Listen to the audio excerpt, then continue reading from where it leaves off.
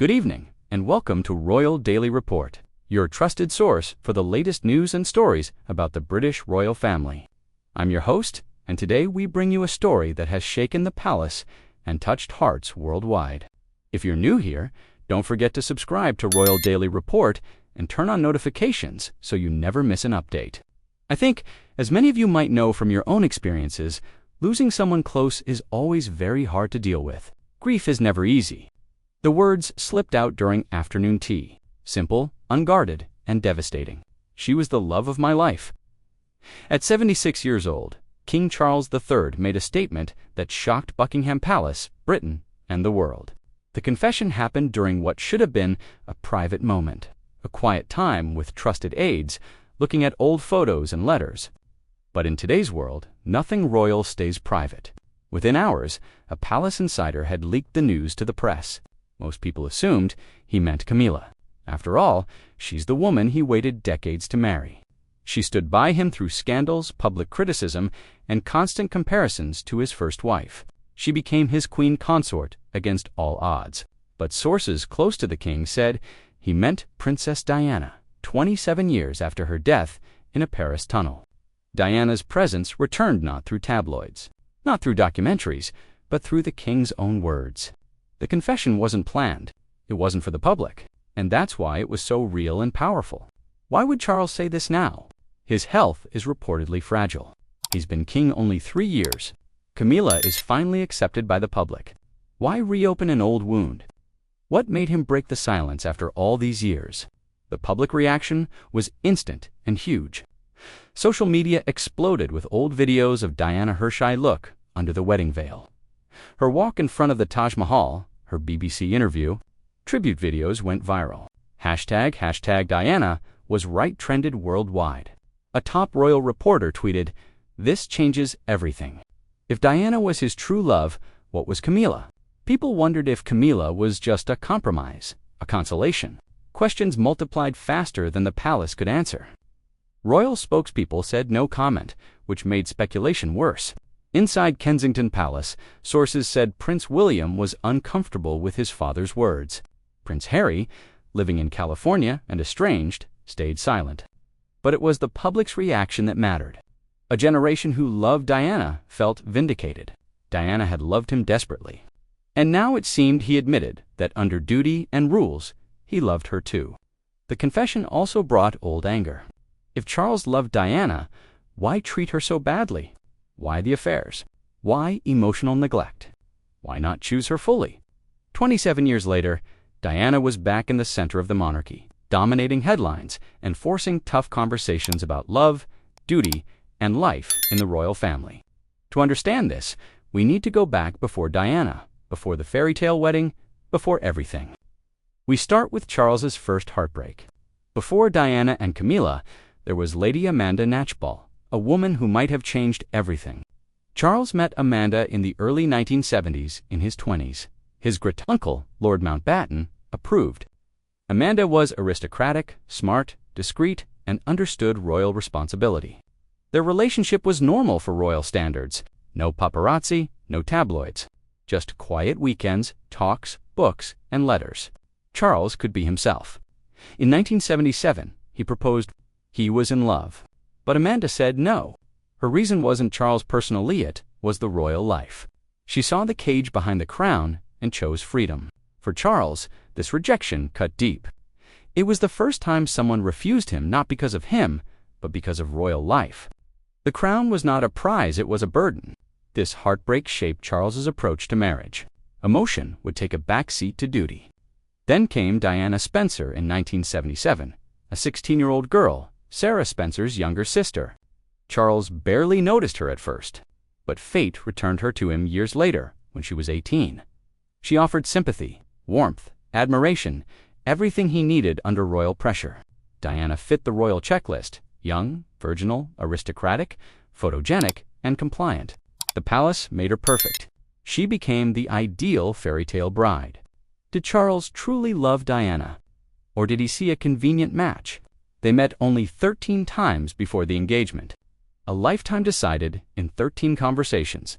It was duty, not deep love. Still, there were moments of real connection. Diana made him laugh. He thought love could grow over time. He was wrong. They both were. The engagement was announced in February 1981. Doubt crept in behind palace doors. Then came the interview. A reporter asked if they were in love. Diana said, "Of course." Charles paused. Then he said, "Whatever in love means." Those words echoed across Britain. Diana knew something important was missing. Red flags grew before the wedding. She found a bracelet Charles made for Camilla. He admitted it was a parting gift. Diana wanted to cancel the wedding, but aides stopped her. The world was watching. The institution mattered more than her feelings. On July 29, 1981, Diana walked down the aisle of St. Paul's Cathedral. She smiled, waved, became a global icon. The wedding was the opening of a tragedy, not a love story. 750 million people watched worldwide. Diana wore an ivory gown with a 25-foot train. Charles wore full naval uniform. It was perfect, except it wasn't. Diana mispronounced Charles's name nervously. Charles forgot to kiss her at the altar. Small mistakes, but symbolic.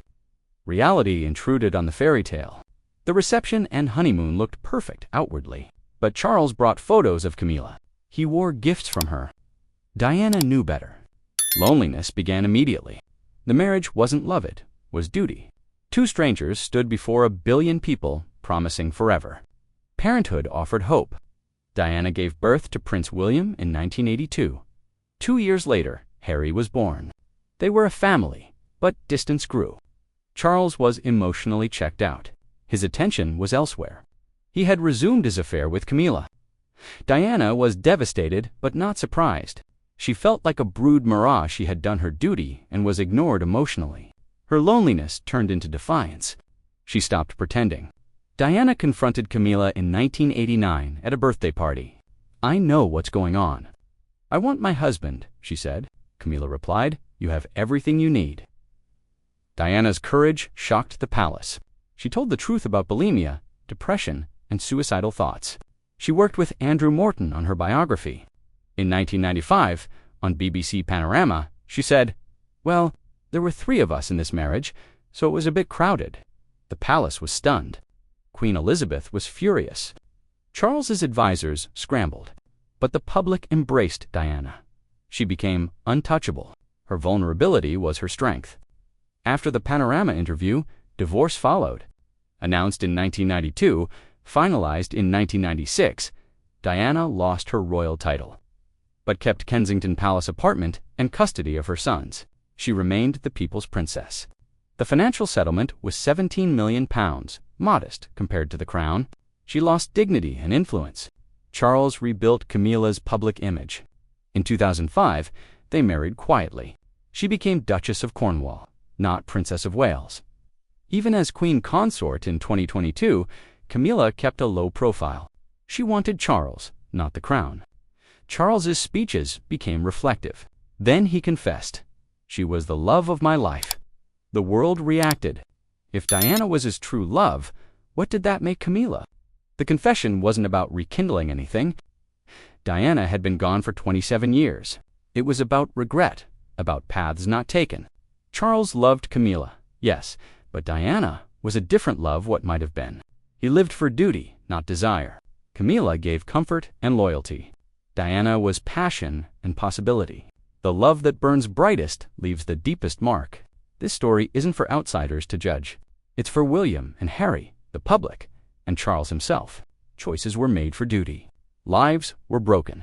Charles got the crown. Camilla got him. Diana died at 36, searching for love and freedom. King Charles III now reigns over the United Kingdom, carrying the echo of Diana, loved by millions, lost too soon, finally acknowledged. 7 words, decades late. She was the love of my life. Whether this confession brings peace or opens old wounds is for each of us to decide. Diana's legacy endures not just in her humanitarian work, her sons, or the public's memory, but in the heart of a man living with what-ifs. The fairy tale ended long ago, but the truth is still unfolding. And perhaps after all these years, that's what Diana deserved most, not perfection, but honesty. At last, she has it. What do you think? Was Charles truly in love with Diana, or is this just the regret of an aging man?